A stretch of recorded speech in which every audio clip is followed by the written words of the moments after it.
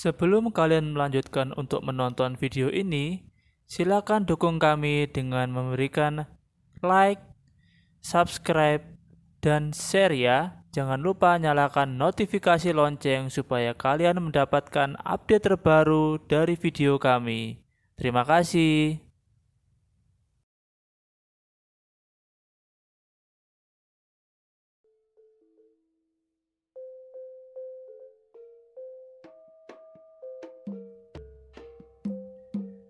Sanghyang Ismoyo atau Semar adalah putra kedua Sanghyang Tunggal dengan Dewi Wiranti atau Rekotowati, putri Prabu Yuyut atau Resi Rekotomo, Raja Samudroloyo.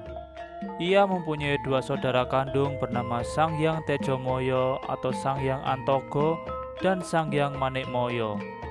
Sanghyang Ismoyo juga mempunyai 3 orang saudara kandung seayah lain ibu.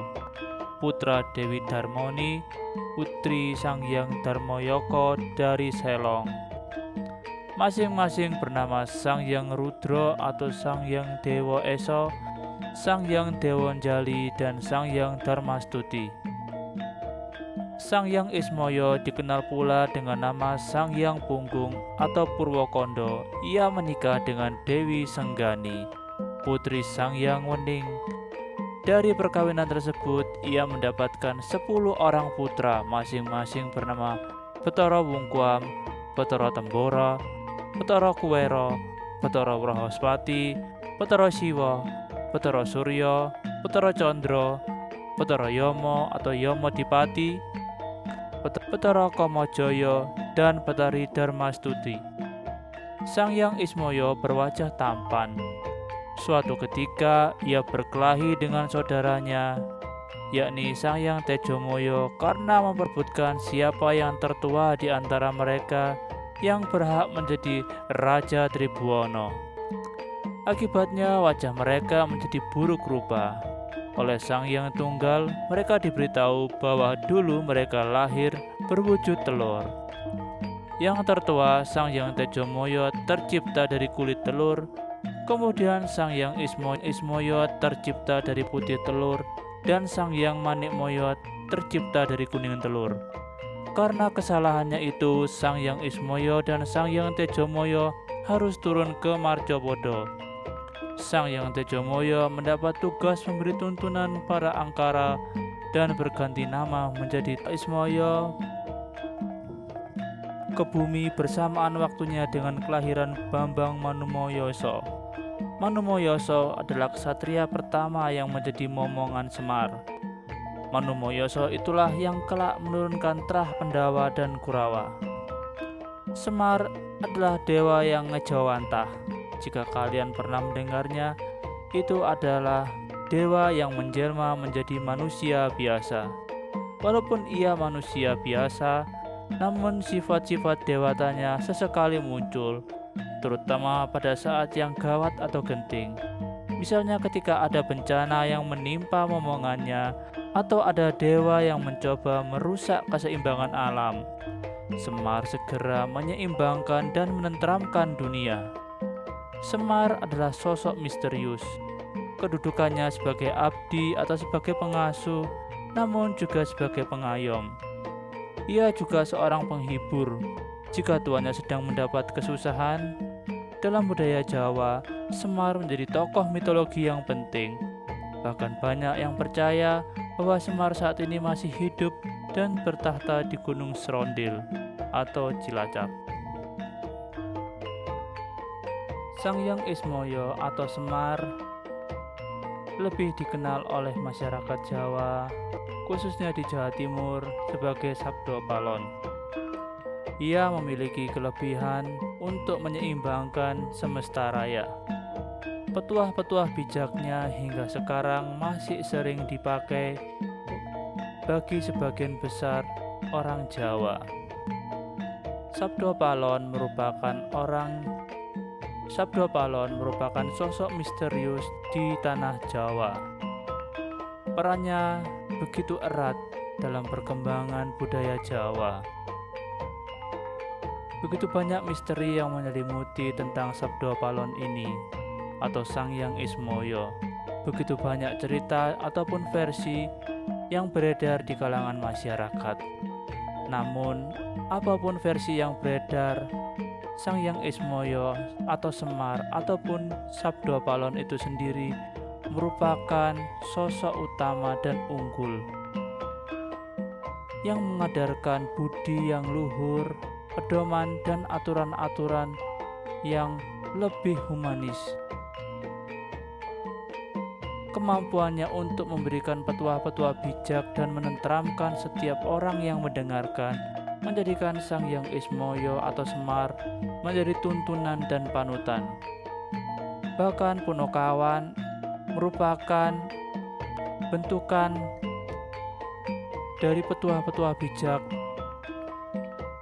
yang diajarkan oleh Semar. Semar sendiri merupakan tokoh kunci dalam beberapa pedalangan. Tingkahnya yang kocak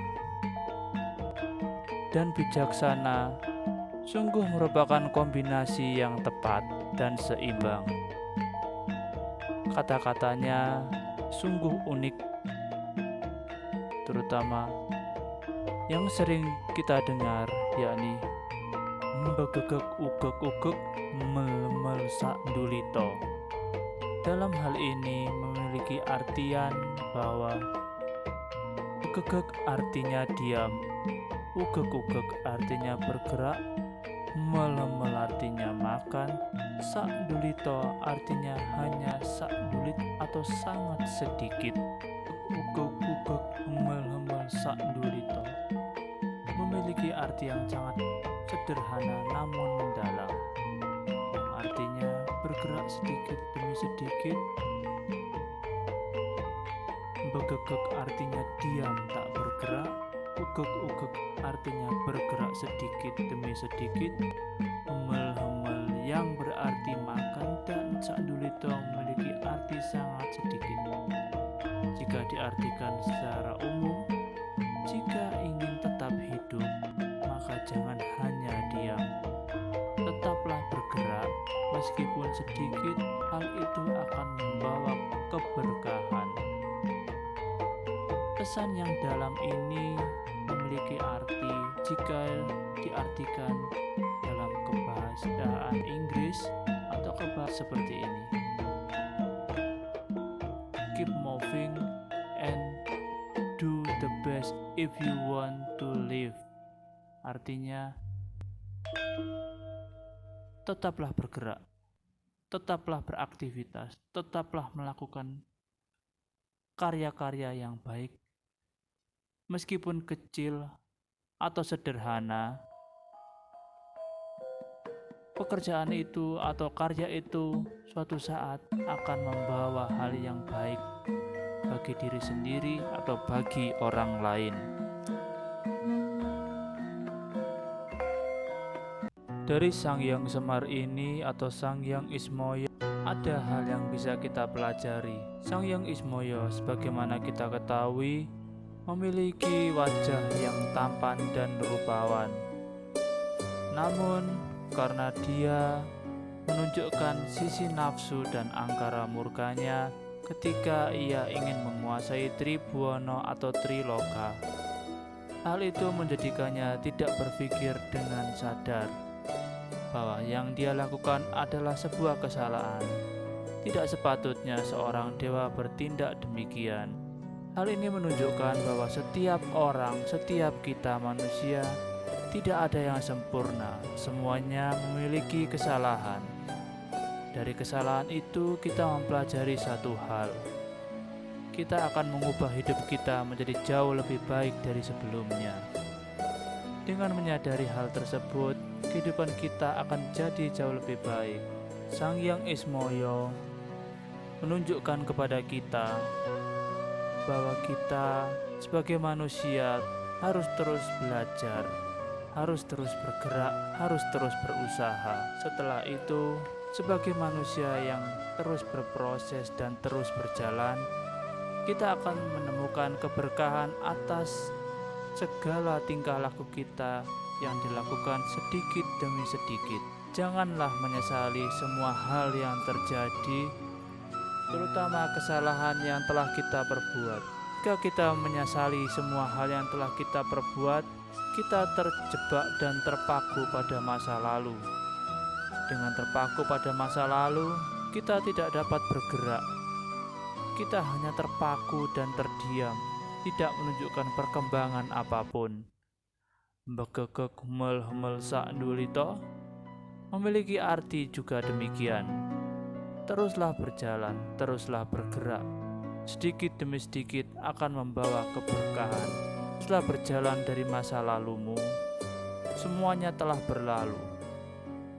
Sedikit demi sedikit, semua hal akan jauh menjadi lebih baik lagi dari sebelumnya. Hiduplah saat ini, hiduplah di waktu ini, jangan menyesali masa lalu. Maksimalkan semua yang ada saat ini, agar kita dapat menapaki hidup menjadi jauh lebih baik lagi.